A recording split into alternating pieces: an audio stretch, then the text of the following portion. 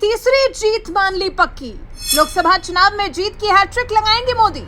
Zelensky और Putin ने मोदी की जीत का कर दिया है इशारा। परिणाम आने से पहले ही मोदी को दे दिया न्योता।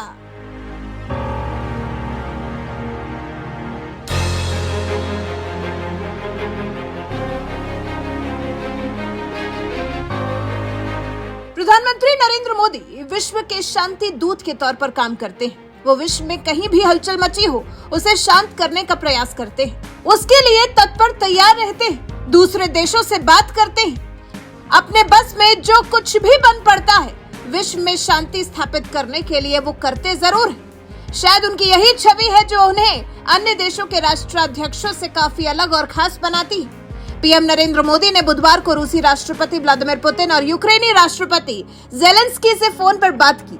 फोन पर हुई इस वार्ता से कयास लगाया गया कि अब 24 फरवरी 2022 से यूक्रेन और रूस के बीच में शुरू हुआ ये युद्ध जैसे समाप्त होने वाला है। तभी शायद दोनों देशों के राष्ट्राध्यक्षों से पीएम मोदी ने एक साथ फोन पर बात की है। लेकिन इस फोन वार्ता से एक और खास बात निकलकर सामने आई है। इस फोन वार्ता से पीएम मोदी के फिर से चुनाव जीतने की गारंटी मिल गई है, क्योंकि ज़ेलेंस्की हो या फिर व्लादिमीर पुतिन, दोनों ही नेताओं ने पीएम मोदी को न्योता दे दिया है। दोनों देशों के राष्ट्रपतियों ने पीएम मोदी को भारत में चुनावों के बाद अपने अपने देशों का दौरा करने के लिए आग्रह किया है।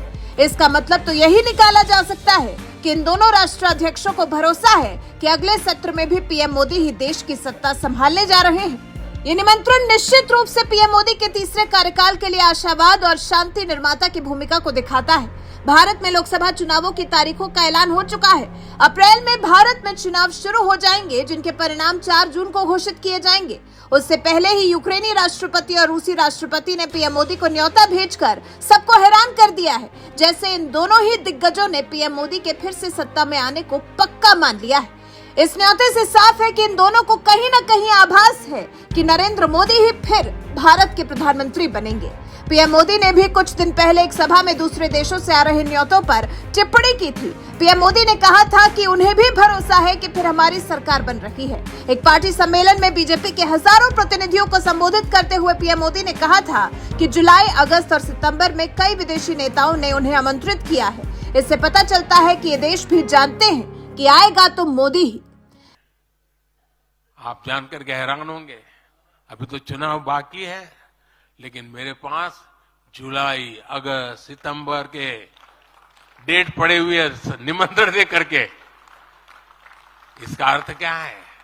इसका अर्थ है कि दुनिया के विभिन्न देश भी बीजेपी की सरकार की वापसी को लेकर पूरी तरह आश्वस्त है। वो भी जानते हैं, दुनिया का हर देश जानता है, दुनिया की हर शक्ति जानती है, आएगा तो साथियों, कांग्रेस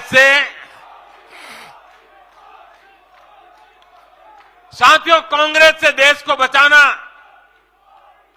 देश के हर नागरिक को बचाना, यही कॉन्फिडेंस है प्रधानमंत्री नरेंद्र मोदी का, जिसमें पुतिन और ज़ेलेंस्की ने न्योता देकर इसे और बढ़ा दिया है और साथ ही विरोधियों को सख्ते में डाल दिया है। अधिकारियों की तरफ से कहा गया है कि रूस के राष्ट्रपति व्लादिमीर पुतिन और यूक्रेन के राष्ट्रपति ज़ेलेंस्की के साथ टेलीफोन पर हुई अलग अलग बातचीत में मोदी ने दोनों देशों के बीच जारी संघर्ष के शीघ्र और शांतिपूर्ण समाधान के लिए भारत की प्रतिबद्धता दोहराई है।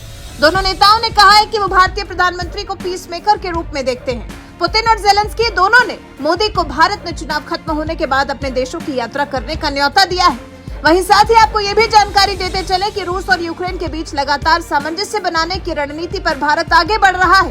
पिछले साल जापान में G7 संगठन की शीर्ष स्तरीय बैठक के दौरान पीएम मोदी और ज़ेलेंस्की के बीच उच्च स्तरीय वार्ता भी हुई थी और अब यूक्रेन के विदेश मंत्री दिमित्री कुलेबा भारत की यात्रा पर इसी महीने आ रहे हैं। अगले 2 महीनों में स्विट्जरलैंड में यूक्रेन रूस विवाद के समाधान को लेकर एक बैठक होने वाली है, जिसका भारत भी एक हिस्सा है और यूक्रेन इसमें भारत की मदद चाहता है। इस दौरान भारत यूक्रेन की सरकारों के बीच गठित आयोग की भी बैठक होगी, जिसकी अध्यक्षता दोनों देशों के विदेश मंत्री करेंगे। अब यूक्रेन और रूस के बीच छिड़ी इस जंग का हल क्या निकलता है ये तो नहीं पता, लेकिन इतना जरूर तय हो गया है कि इन दोनों ही देशों ने मान लिया है कि आएगा तो मोदी है। वैसे आप इस बारे में क्या सोचते हैं? आपको क्या लगता है, क्या पीएम मोदी को तीसरी बार जीत हासिल होगी क्या बीजेपी फिर एक बार जीतकर जीत की हैट्रिक लगा पाने में सफल होगी? इस बारे में आपके विचार हमें कमेंट कर जरूर बताइएगा।